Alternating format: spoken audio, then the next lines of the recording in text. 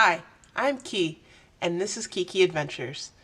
Today, I'm going to share exactly how many points and miles I have in all of my accounts at the end of January, as well as my plan to use them in 2024. I have a total of 774,831 points and miles across all of my accounts.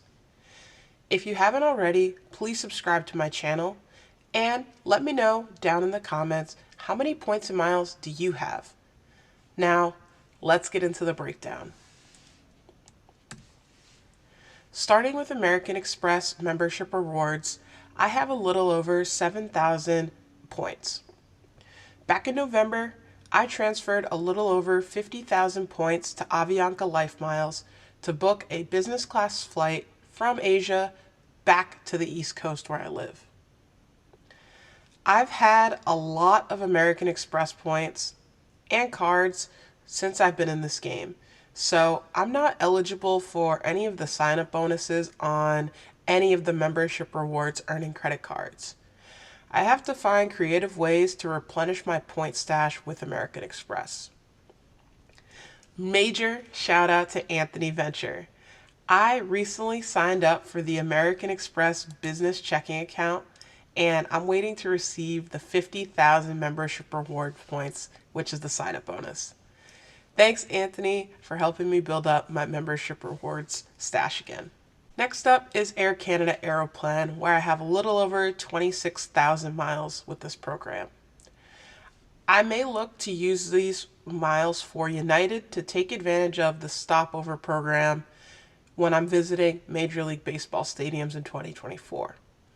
By the end of this year, I expect this balance to completely be wiped to zero. Avios. With the Avios program, you can use your miles on British Airways, Iberia, Aer Lingus, Finnair, and Qatar Airways. But I made a mistake. Last year, I saw award space for business class from New York to Asia, and it was really awesome because British Airways, which is a partner of the Avios program, was having a transfer bonus with American Express. I transferred some of my membership rewards points to Avios, and by the time I went to book the flight, it was gone. So, take this as advice and or a warning. Do not transfer your points and miles until you are absolutely sure the flight, hotel, or whatever you're actually trying to book is really there. Because once you transfer your points, there is no way to get them back. Now, since I have approximately 126,000 miles trapped here, I'll probably use these for short-haul American Airlines flights. A route that I often take is from Providence, Rhode Island to Washington, D.C., and if I was to book this in cash, it's often $400 round trip, despite how short that flight is. This will make these miles go a really long way. Next is the Alaska Mileage Plan miles, where I have a little over 5,000 miles remaining. Last year, I took my first Alaska Airlines flight when I traveled from Boston to Seattle, and I absolutely loved it. The flight, though, was on a 737 MAX 9, so I don't know if I'd do that again based on the news with this Boeing aircraft, but I did have a good experience when traveling with Alaska. My goal is to get to 7,500 miles so I can do a one-way trip somewhere and use up all of the miles completely.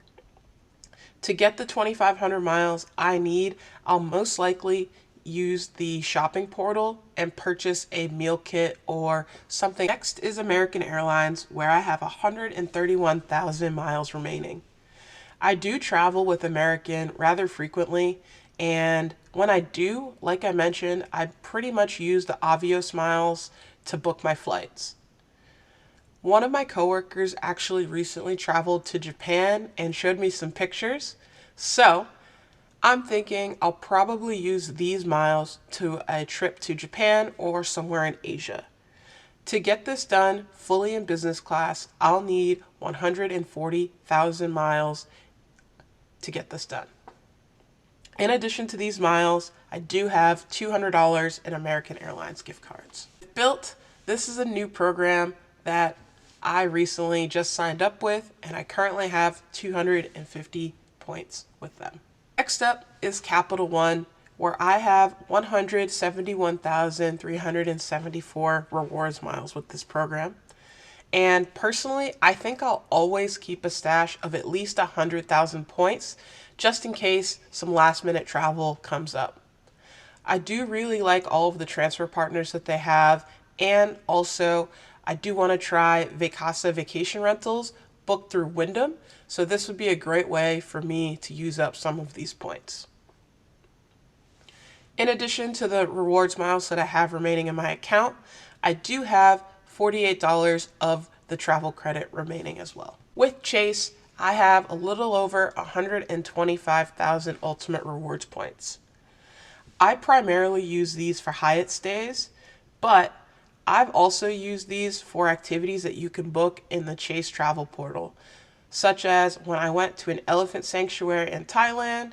And I also like to do those hop-on, hop-off buses when I go to new cities. These two can be booked within the Chase travel portal. Additionally, I did want to share my 524 status with you all, and I'm currently 2 and 24 as of January 2024. So I can't wait to see which Chase cards I'll get throughout the year. Next is Choice. I really like the Choice program, and preferably I like blue-green vacation properties. Unlike when you book a regular hotel room, blue-green vacation properties offer multi-bedroom suites, which make it similar to like an Airbnb type of stay. I currently have 35,000 Choice points. Next is City, where I have 42,000 City thank you points. In 2023, this was my most used points currency. My tip to you is, if you have City thank you points, is that before transferring them out to travel partners and transfer partners, that you actually obtain the City Rewards Plus credit card. The reason for this is you actually get a 10% points rebate up to 100,000 points transferred out each calendar year. This is the only major currency where you actually get a discount when transferring your points and miles to other programs. Next is Delta, where I have close to 15,000 Sky Miles remaining. Within the next month, I'll actually receive a companion pass, so I'll also look to use that for a round trip ticket with my Player 2. I do have $36 in travel funds, as well as $150 in Delta gift cards. With the Hertz rental car program, I have a little over 2,300 points in my account. This is actually enough for 2 free rental car days. I will plan to use this balance and bring it down to 0 as I'm traveling to Chicago for a flag football tournament in the summer. My teammates and I will most likely need an SUV or a minivan, so that's how I'll plan to use up all of these points and miles. Additionally, I do have complimentary Hertz President Circle status, which is their top status at Hertz via the Capital One Venture X credit card. With Hilton, I have 7,900 Hilton Honors points. And to be honest, I really like their properties, but for me, it takes way too many points to book a single night at Hilton. I, for now, will just leave these points as is, and I don't expect to earn any more points in 2024. Instead, I will just focus on using the free night certificate I get every single year from holding the Hilton Aspire credit card. Next up is Hyatt, where I have 10,000 Hyatt points in my account. I personally get really lucky when I'm going to Major League Baseball stadiums. They typically have a Hyatt property within walking distance of the stadium. This year, I'm traveling to Los Angeles, Atlanta, Florida, Cleveland, and Toronto, so I'll look to use up all of these points in 2024 for those trips. IHG, I love this program. I personally like to stay at the Kimpton properties because you get some pretty cool perks if you say a password of the month or quarter when you're checking in. Back in December, when I was staying in Washington, D.C., I said the passcode, which is chalet all day, and I got to spin the prize wheel. I won 40,000 IHG points for saying that, essentially making my stay in DC completely for free. Be sure to say chalet all day in the winter if you're checking into a Kimpton property. Lastly, I don't think I mentioned, but I have a little over 11,000 IHG points remaining in my account. With JetBlue, this was my most flown airline in 2023. I have a little over 5,600 miles remaining in my balance, and I also have $5.60 in travel credits. I currently also don't have a JetBlue credit card, so instead I link all of my credit cards to the JetBlue dining program, and this is how I earn JetBlue points.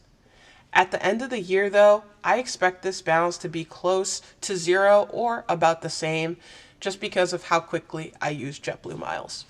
With Marriott, I have an 85,000 night certificate as well as 16,000 Marriott Bonvoy points in my account. I usually like to keep between 15,000 and 30,000 points in my account at any point in time because Marriott allows you to top up certificates with 15,000 points for any night certificate you have. This means with the certificate that I have, I can actually look to stay at properties valued up to 100,000 points per night. Lastly, I did earn Lifetime Silver Elite status at the beginning of this year.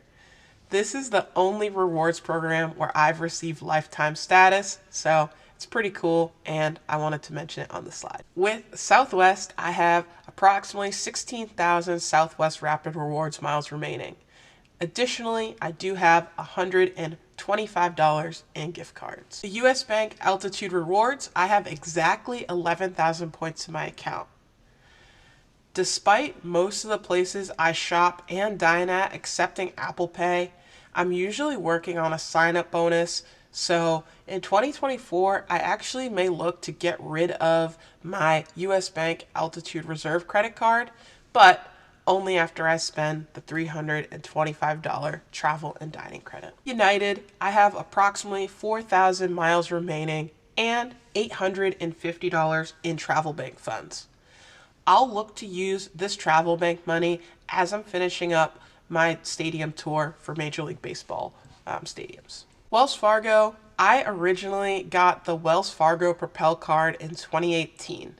At the time, that card came with a 30,000 point sign-up bonus, and from that, I still have a little over 3,500 GoFar rewards points remaining in my account. Hopefully, at some point during the year, Wells Fargo will announce who their transfer partners will be, and I'll probably just transfer these remaining rewards points out to a hotel or airline, essentially bringing this currency to zero. Last but not least is the Wyndham Rewards program, where I have 1,900 points. Today, I'm currently working on the sign-up bonus for the Wyndham Business Earner credit card, where I'll receive 45,000 points once I complete the sign-up bonus requirements. What I like about Wyndham is that no matter how much the hotel stay costs per night, you'll always pay between 7,500 and 30,000 points per night to stay at their property, no matter what. In summary, I have 775,000 points and miles in all of my accounts. In 2024, I'll look to use most of these to help me travel to baseball stadiums. I think this is a lot of points and miles to have in your account because I don't like being subject to devaluations of these hotel and airline and transferable currencies. So I gotta get to spending. Thank you so much for watching the video, and if you haven't, please go ahead and subscribe to my channel. Bye for now.